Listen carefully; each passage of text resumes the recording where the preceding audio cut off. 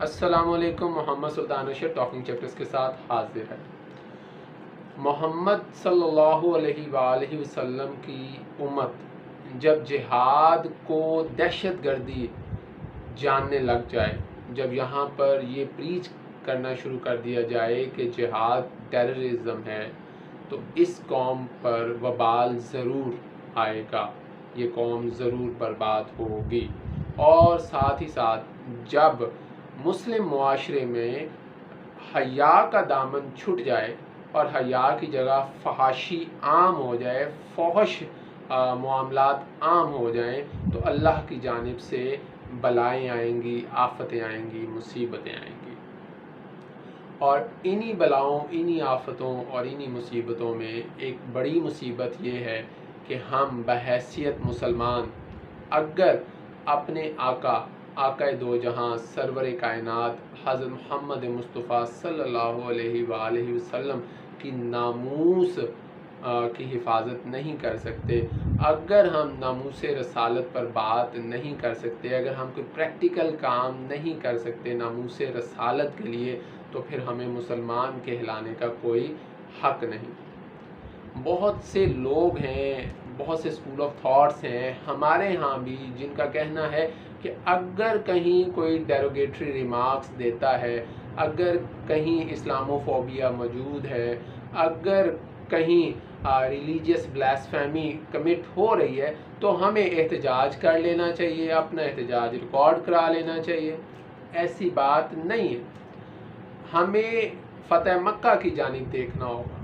फ़तेह मक्का वो मुकाम है, वो वक्त है जब मेरे और आपके आका दो जहां हज़रत मोहम्मद मुस्तफ़ा सल्लल्लाहु अलैहि वसल्लम ने आम मुआफ़ी का ऐलान किया। जी, आम मुआफ़ी। लेकिन जहां आपने आम मुआफ़ी का ऐलान किया, वहीं अल्लाह के हुक्म से जो शातिम रसूल था, जो गुस्ताख़ रसूल था, इब्न हतल, जो कि काबा के गुलाफ में छुपकर बैठा हुआ था, उसके लिए ये हुक्म आया कि वो काबा के गुलाफ में भी है तो वहाँ पे भी उसके सर को उसके तन से जुदा कर दो। तो यहाँ आज 21वीं सदी में जी हमें अल्लामा खादिम हुसैन रिजवी का नज़रिया, प्रैक्टिकल नज़रिया नज़र आता है। अल्लामा साहब कहा करते थे कि गुस्ताखे रसूल की सज़ा सर तन से जुदा।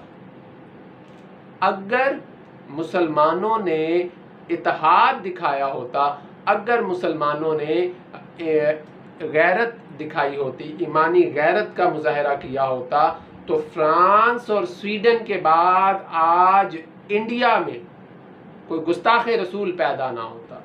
लेकिन हमने देख लिया कि बीजेपी, जो कि एक फाशिस्ट जमात है, जो कि हिंदुत्व नज़रिए पे चल रही है, जिसका मानना है कि हिंदुस्तान सिर्फ और सिर्फ हिंदुओं का है, कट्टर ब्राह्मणों का है, जहां मुसलमानों के लिए तो कतन कोई जगह नहीं है।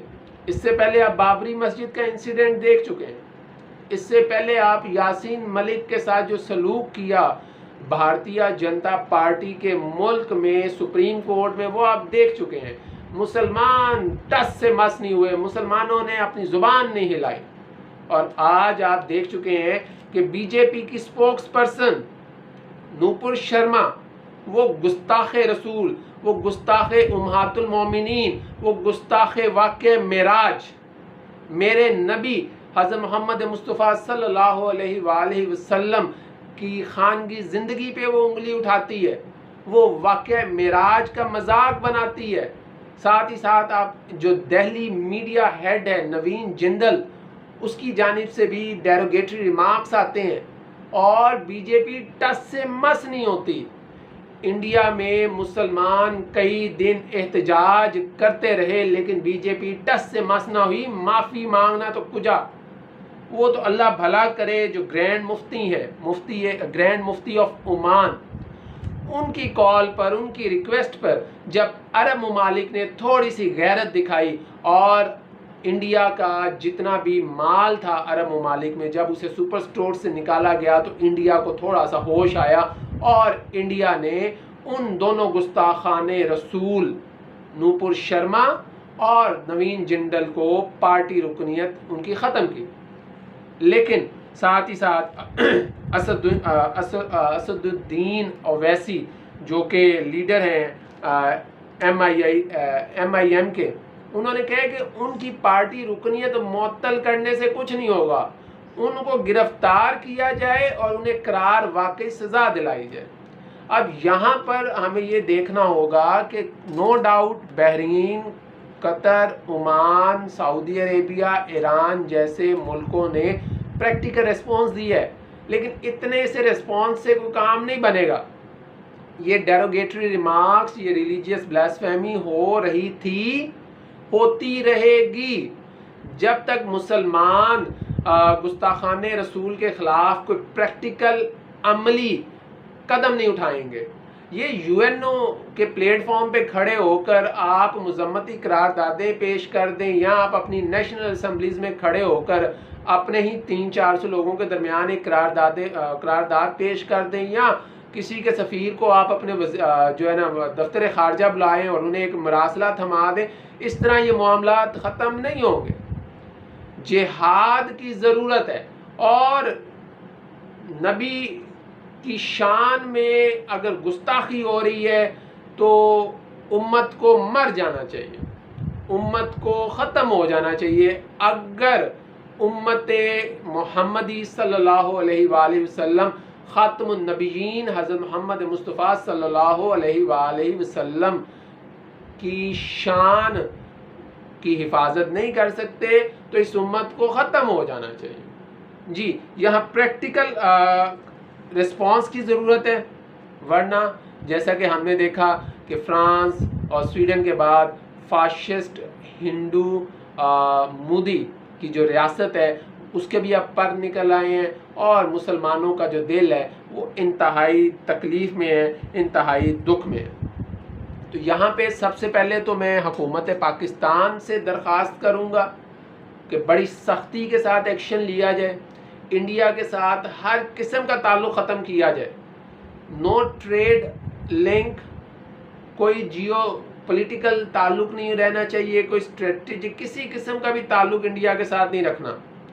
साथ ही साथ जो इंडियन सफ़ीर है उसको पाकिस्तान से बाहर निकाला जाए, अपने सफ़ीर को वापस अपने मुल्क में बुलाया जाए, कम अज़ कम उस वक़्त तक जब तक नूपुर शर्मा जैसी गुस्ताखे रसूल और नवीन जिंदल जैसे गुस्ताखे रसूल को सख्त और करार वाकई सज़ा नहीं मिल जाती।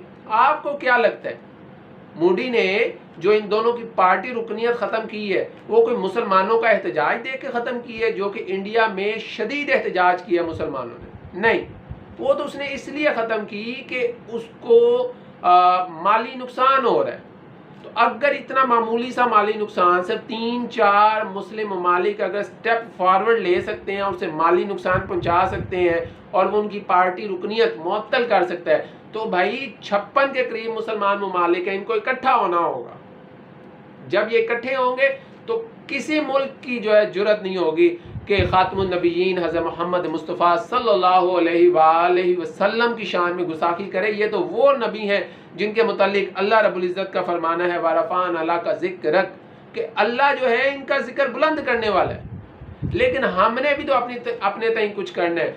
जहां हम हुकूमतों को जो है सुजेस्ट करते हैं, वहीं पर आज इस प्लेटफॉर्म पे मैं अपने तमाम सुनने वाले मुसलमान बहन भाइयों से इंडिविजुअल रिक्वेस्ट भी करूंगा कि इंडिविजुअल लेवल पर, इनफरादी सतह पर आप इंडिया का बायकॉट करें। सिर्फ इंडियन प्रोडक्ट्स का बायकॉट नहीं करें जो कहीं किसी दुकान में, किसी डिपार्टमेंटल स्टोर में पड़ी है, बल्कि आप सोशल मीडिया पर, आप यूट्यूब पर, आप इंस्टा पर, आप ट्विटर पर जितने हिंदू या वहाँ पे काम करने वाले जितने भी फनकार हैं उन सबको अनफॉलो करें। उनकी जो भी मूवीज़ हैं, ड्रामाज हैं, जो भी उनके सॉन्ग्स हैं, उन सबको ख़त्म करें अपने मोबाइल फ़ोन से, अपने मेमोरी कार्ड से। और भाई कल आप लोग क़यामत के दिन हज़रत मोहम्मद मुस्तफ़ा सल्लल्लाहु अलैहि वसल्लम को क्या मुंह दिखाएंगे कि उधर वो गुस्ताखियाँ कर रहे हैं और इधर आप उन्हीं की फिल्म इंडस्ट्री को, उन्हीं की ड्रामा इंडस्ट्री को, उन्हीं की गुड्स इंडस्ट्री को जो है प्रमोट कर रहे हैं। बड़ी शर्मिंदगी होगी कल क़यामत के रोज़। तो इसी पॉइंट पे अल्लाह रब्बुल इज़्ज़त से दुआ है कि अल्लाह रब्बुल इज़्ज़त हम सब मुसलमानों को गैरत ईमानी अता करे, ईमान की गैरत अता करे और इस नज़रिए पर तमाम मुसलमान कायम रहें कि गुस्ताख़ रसूल का सर तन से जुदा, इसके अलावा और कोई ऑप्शन नहीं है गुस्ताख़ रसूल के लिए। अपना बहुत सा ख्याल रखिएगा, इंशाल्लाह फिर मुलाकात होगी। अल्लाह हाफ़िज़।